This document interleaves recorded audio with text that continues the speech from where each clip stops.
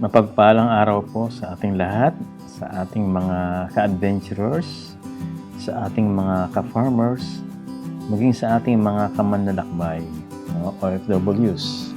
Kumusta po kayong lahat?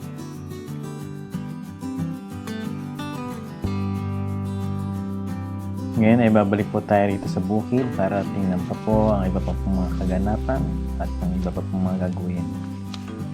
Nasa series pa rin po tayo ng paglalagay ng mga pag-aayos ito sa ayos ng ating mga borders o pagbabakod. At kasama na rin po rito yung paglilinis sa ating mga naiwang bahagi pa ng bukid na hindi natin nalinisan. So sa sobrang laki nitong bukid ay talagang matagal din bago ito matapos. Yung paglilinis talagang hindi matapos ito ng 1 linggo. Talagang ito ay ginagawa araw-araw pero maliliit na parte lamang ng lugar ito na ang natatapos natin. Pero dito ginawa natin medyo mabilisan yung ating pong paglilinis. Nakakapagod din naman po. Mahirapan talaga tapusin. Pero pag tuloy-tuloy, ay meron talaga tayong matatapos. Katulad ng ginagawa natin dito na tuloy-tuloy naman tayo sa paggawa, ay marami rin naman po tayo natatapos.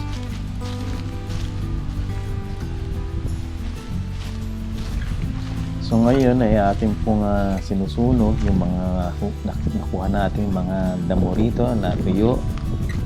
Pinapausukan natin dito sa ating mga halaman, particular sa ating pong mangga kasi nung ma-check ko po yung mangga natin ay talagang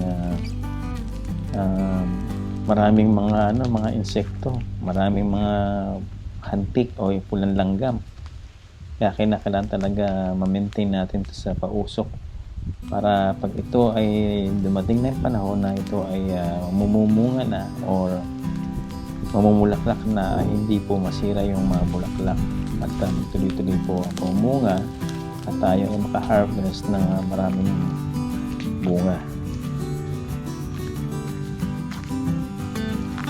So nakita natin itong dinadaanan natin ay dati puro talahib, puro mga damo.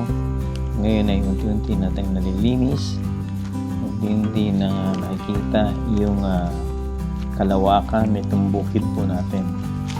Yan po yung mga nakolekta natin mga nyog. Pagkakuha ng bao ay gagawin po natin yan ay susunugin po natin para gawin po natin na pausok para sa ating mga tanim.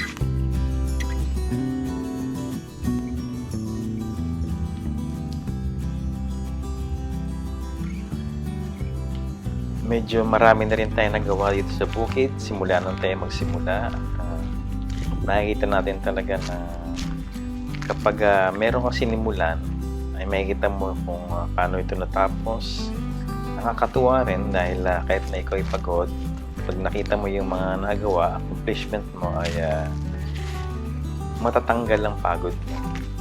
Para ba nakaka-relax pag nakita mo ng buo yung pinaghirapan.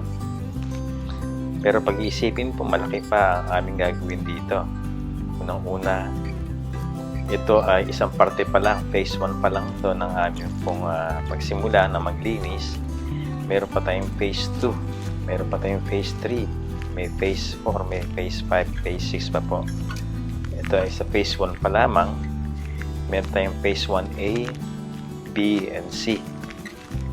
So, ito ay isang parte pa lamang ng bukid na sinimula natin na linisin. Kasi kailan talaga masimulan mo na linisin para makita natin yung mga susunod nating gagawin at yung planong gagawin natin sa parting ito ng phase 1 ng ating bukid. Kasi sunod po ang gagawin natin dito ay mga gamit na pang-tanim naman, yung ating mga kakailanganin dito para makapagsimula tayo magtanim. Bali, ang ginagawa natin muna ay maglinis at maglagay ng pansamantalang bakod.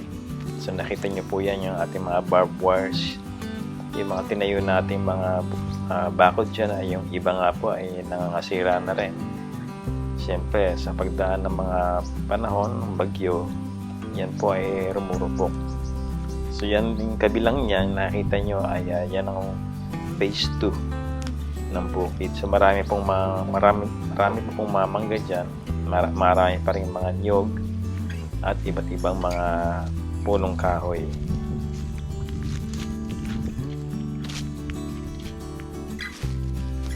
Ito pa lamang nalilinis namin, ito yung phase 1 na tawagin namin kasi ito yung bukana pag galing ka sa labas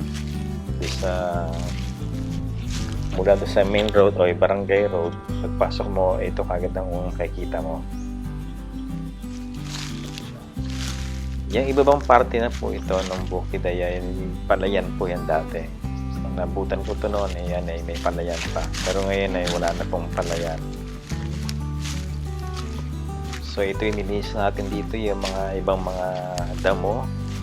Nung nagkalat na damo, medyo lumantad na po yung luwag na itong bukid natin.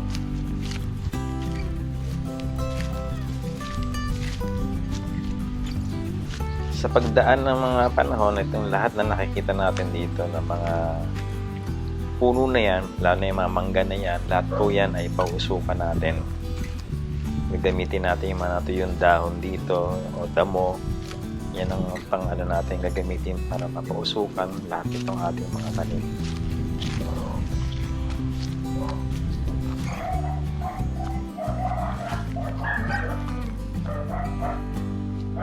Nasa phase 1 pa rin tayo nitong ating bukid.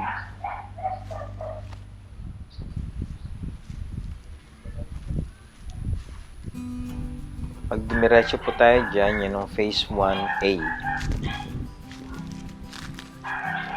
Bali kabilang bundok na po yan. Marami rin pumamangga dyan, pero medyo mas masukal dyan. Hindi pa kasi yan nalilinisan yung lugar na yan. Medyo dito muna tayo sa bukana maglinis.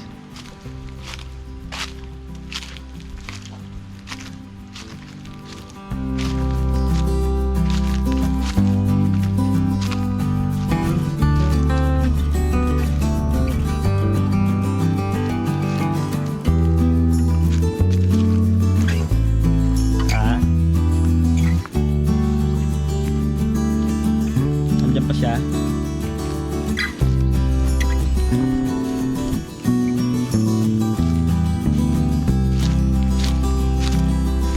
Kahit lumini siya, kita na yun doon. Yung mga sinagpas mo, ayos na. Dami pa, ha? Ito wala pa lang yun, ha? Puno na to, no? Puno lang. Pwede pang yan, yan ang pang uling.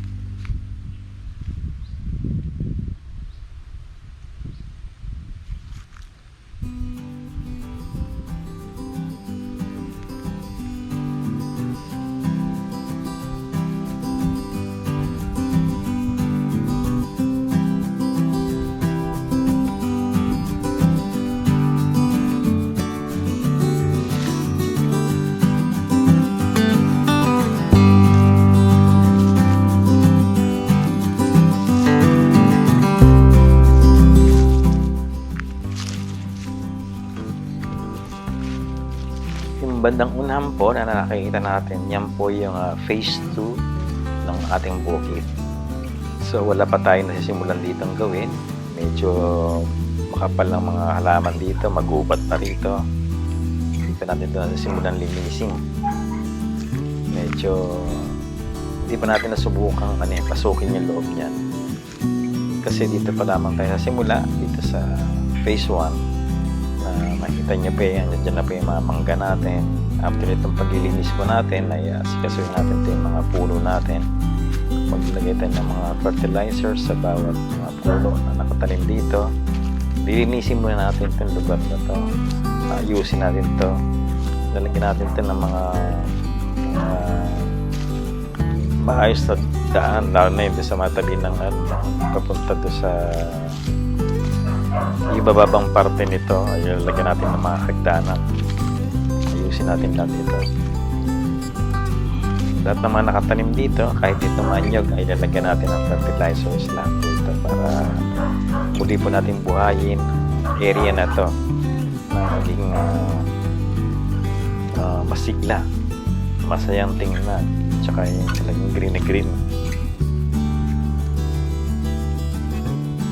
So malaki-laki na rin po yung aming nalinisan. Yung parte ng kita nyo po din yung mga usok, yun po ay yung mga nakolekta namin, mga tuyong dahon o mga dahon na pinagtatabas namin at sinunog namin para pausok na rin po dito sa ating mga tanim. So medyo pataas itong lupa na to, nakakahingal din po kapag dire-diretso yung lakad natin dito. Yung ibabaw po nito, phase 1A na po yan, ibabaw nitong bundok nito. Yun na nakaraan na linis namin. So marami rin po tayong natanggal doon ng mga damo, malaki pa sa height ko mataas na natalahib. Tapos magiging ganito ng itsura niya, malinis. Kaya nakakatuwa rin po kapag nakita natin na malaki yung naging pagbabago nung tayo magsimulang maglinis.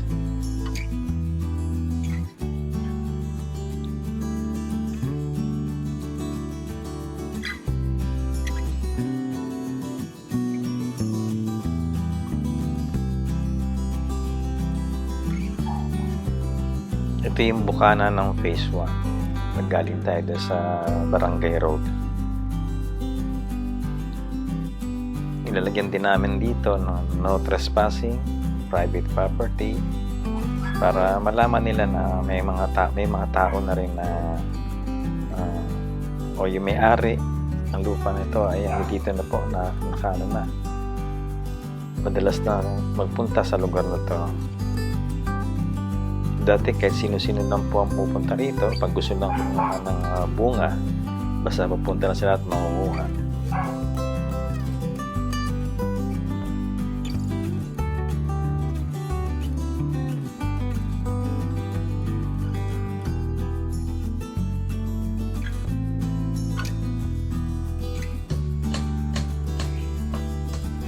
Ito yung sa palabas, papunta doon sa Barangay Road. Ay, yung papasok pala ito, papunta sa ating phase 1. So, niligyan namin dito na no trespassing, private property. Dito sa Bukana. Yan. So, medyo patapos na tayo. Susunod na namin ulitin yung paglilinis dito. Ay, ibig sabihin, sa sunod na mga araw ay mas maraming action. Ito nga ay pauwi na kami, pabalik sa bahay. At nakabang na rin po dyan yung aming sasakyan ginamit namin papunta rito sa bukid. Ito. Hanggang sa muli po, maraming salamat po.